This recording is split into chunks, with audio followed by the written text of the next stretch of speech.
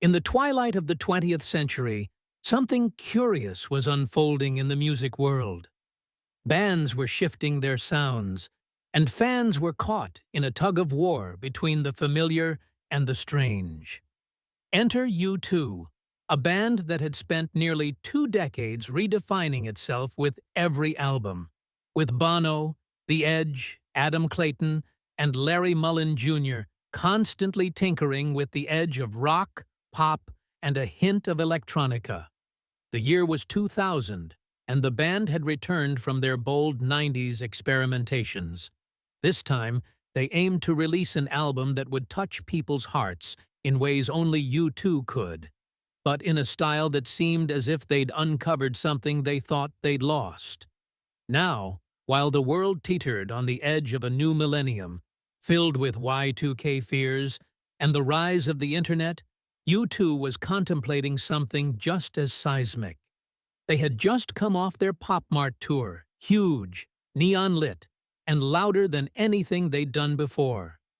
But beneath all the grandeur, they sensed a disconnection with their audience, a longing for intimacy and authenticity that the glitz and glamour couldn't quite reach. All That You Can't Leave Behind wasn't just an album title, it was a statement, a promise. They were diving back into the heart of their own music, searching for the songs that reminded them why they'd started playing in the first place. The album became a blend of the new and the nostalgic, with the band revisiting their signature sound, the rawness of the Joshua Tree years, but with a wisdom that only time could bring. They didn't entirely abandon the experimentation of the 90s, but they filtered it through a more refined, almost timeless lens.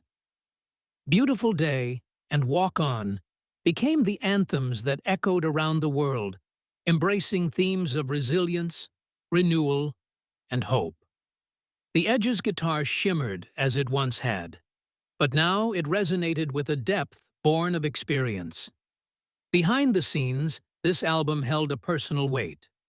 Bono had always been one to carry the world's troubles on his shoulders, and this album felt like a call to action for a world that was growing increasingly complex.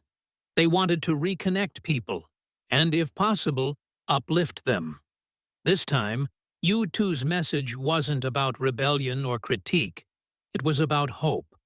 They wanted listeners to walk away feeling as if they too had something they couldn't bear to leave behind, something worth fighting for. With All That You Can't Leave Behind, U2 invited the world to stand in their shoes and take a look around. It wasn't just another record. It was an invitation to pause, to reflect, and maybe to come together in ways we hadn't before.